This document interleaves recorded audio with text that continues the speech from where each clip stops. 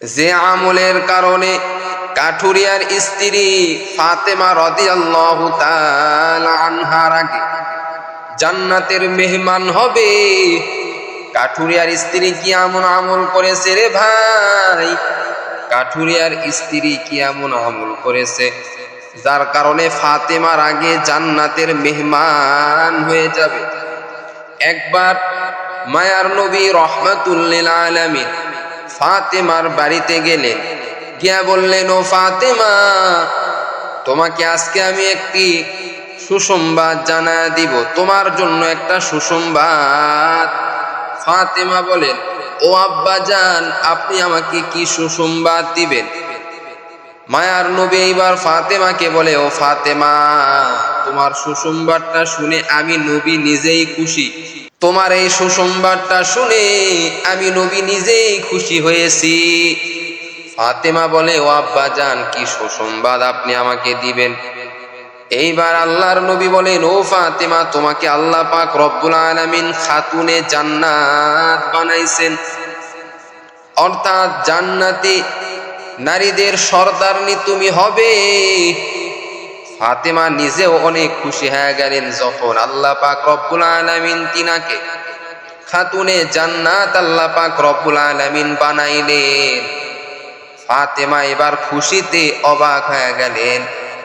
নবীজি বললেন, ও ফাতেমা, তুমি যে খুশি হয়েছো ভালো কথা, কিন্তু তুমি কি জানো তোমার আগে একজন কাঠুরিয়ার স্ত্রী জান্নাতের মেহমান হয়ে যাবে? এমন আমল রয়েছে তার। ওই কাঠুরিয়ার স্ত্রী জামিলার এমন আমল রয়েছে, ওই জামিলা এমন আমল করেছে যার কারণে আল্লাহ পাক রব্বুল আলামিন তার উপর খুশি হয়ে তোমার আগে জান্নাতে তাকে দিয়া দিবেন। ফাতেমা বলে, ও আব্বা জান, কি আমল রয়েছে? তার সঙ্গে আমার সাক্ষাৎ করতে হবে। আল্লাহর নবী বললেন, ও ফাতেমা, ওই কাঠুরিয়ার স্ত্রীর সঙ্গে তুমি সাক্ষাৎ করতে পারবে না। এইবার ফাতেমা বলেন, ও আব্বা জান, আপনি আমাকে তার সন্ধান বলেন। ওই কাঠুরিয়ার স্ত্রীকে কোথায় পাওয়া যাবে? তার সঙ্গে তো আমার মুলাকাত করা লাগবে। ও আম্মা জানেরা, একটু ভালো করে শুনবেন। এইবার ফাতেমা জেদ লাগলো আল্লাহ রসুলের সঙ্গে, ও আব্বাজান, আপনি বলেন ওই কাঠুরিয়ার স্ত্রীকে কোথায় পাওয়া যাবে, জামিলাকে? আল্লাহর নবী এইবার বললেন, ও ফাতেমা, তুমি তাকে পাইবা, ওই যে দেখো পাহাড় দেখা যাচ্ছে, ওই পাহাড়ের ওই পাশে একটি জঙ্গল রয়েছে, ওই জঙ্গলেই তার স্বামী কাঠ কাটে এবং ওখানেই ছোট্ট একটি ঘর তুমি দেখতে পাইবা। ওই জঙ্গলে তুমি চলে যাও, গিয়া তার সন্ধান তুমি পাইবা। ফাতেমা রাদিয়াল্লাহু তাআলা আনহা এবার ওই কাঠুরিয়ার স্ত্রীর খোঁজে, অর্থাৎ কাঠুরিয়ার স্ত্রী জামিলার খোঁজে চলে গেলেন। দেখি আমার আগে কাঠুরিয়ার স্ত্রী যে জান্নাতে যাবে, কি এমন আমল করেছে। ফাতেমা চলে গেলেন, গিয়া এবার কাঠুরিয়ার বাড়িতে গেলেন। যাওয়ার পরে বাড়িতে নক করলেন, বাহির থেকে ডাক দিতেছেন, বাড়িতে কে আছেন, একটু গেটটা খুলে দেন। কাঠুরিয়ার স্ত্রী জামিলা এবার জবাব দিতেছেন, কে আপনি, বাড়ির বাহিরে? বলে, আমি ফাতেমা, নবীজির মেয়ে ফাতেমা, আমি আপনার সঙ্গে সাক্ষাৎ করতে চাই।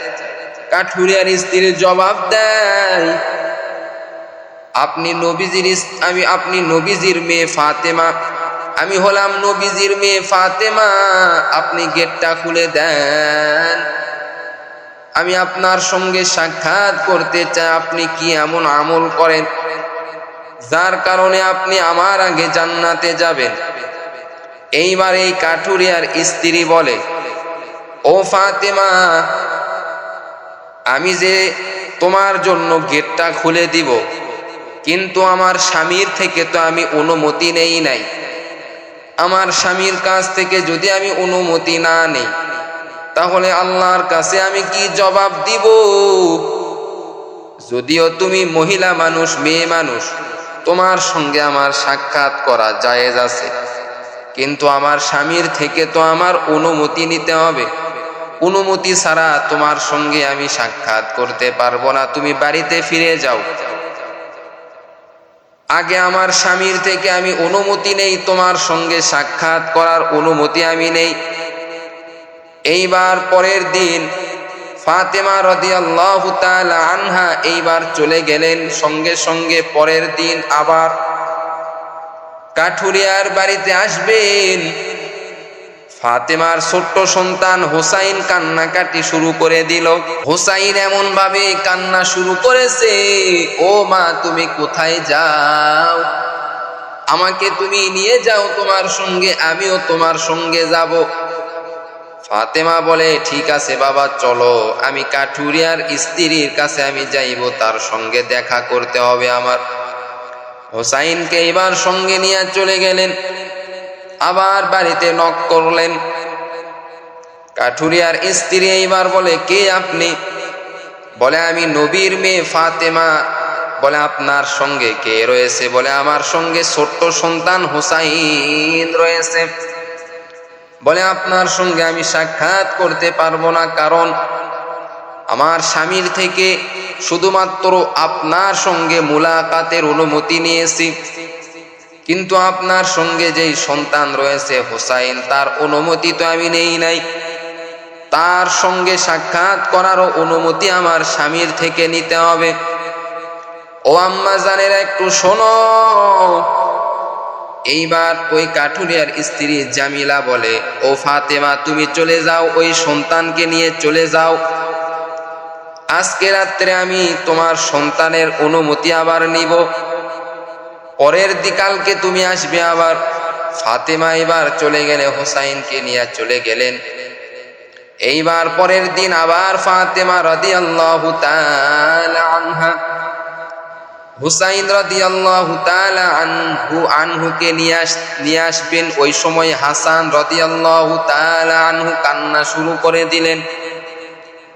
হাসান রাদিয়াল্লাহু তাআলা আনহু বলেন, ও মা আপনি কোথায় যাইতেছেন?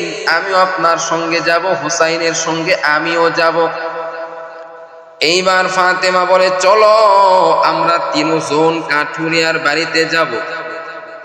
হাসান এইবার চলে আসলেন কাঠুরিয়ার বাড়িতে। এইবার নক করলেন ফাতেমা রাদিয়াল্লাহু তাআলা আনহা।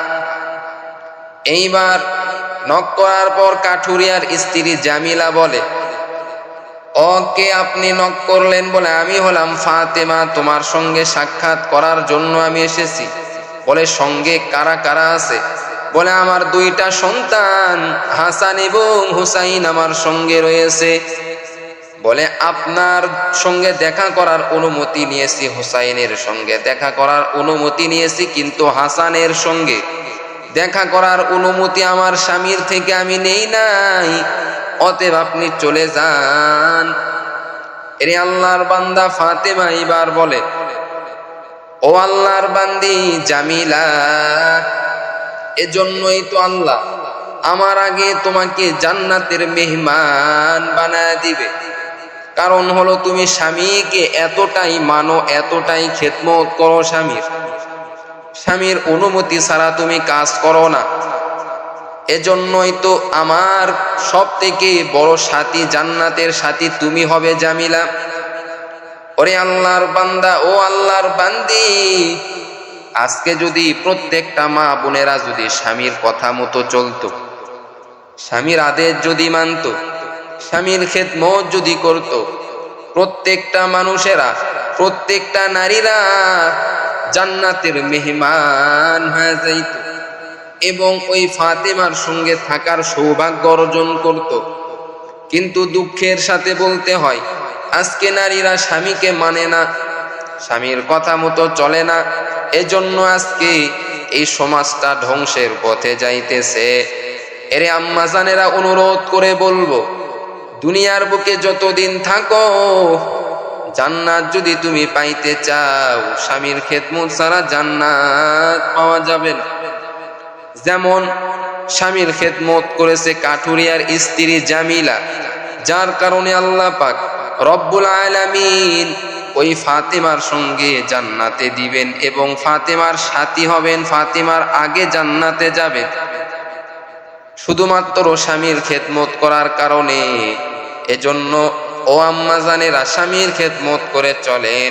অল্প যদি আমল হয়, অল্প আমলের কারণে আল্লাহ পাক রব্বুল আলামিন তোমাকে জান্নাতের মেহমান বানায় দিবে।